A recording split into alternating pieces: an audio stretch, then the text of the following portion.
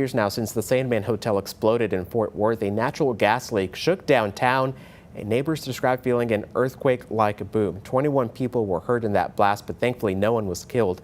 The hotel remains closed as of right now, but as Richard Solomon reports, change could soon be coming. Breaking news out of Fort Worth. There is an emergency situation at the Sandman Hotel. It was a day the city of Fort Worth soon won't forget. Shock and awe, man. It was tough. January 8th, 2024. An explosion that injured 21 people and shut down businesses for months. I've never seen so many people in hard hats and fire people and police. And even now, the blast still feels close. It was destructive. It looked like a war zone. I still say that. Tim Ballard and Lisa Jackson stand just feet away from the hotel, which is closed off to the public. Their businesses sit right across the street, front row seats to the chaos that day. My first thought was, is everyone okay? No one died. Thank God.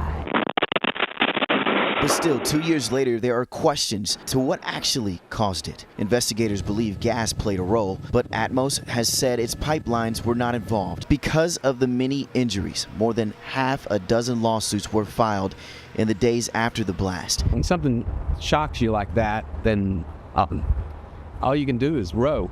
Attorney-hired investigators are still working the case. We did hear back from Northland Communications, the group representing the hotel. They tell WFAA they had planned to reopen by the end of last year, but due to delays, they're now anticipating a reopening this summer. For businesses here, January 8th is frozen in time. It's been an adjustment. Yeah. That certainly has.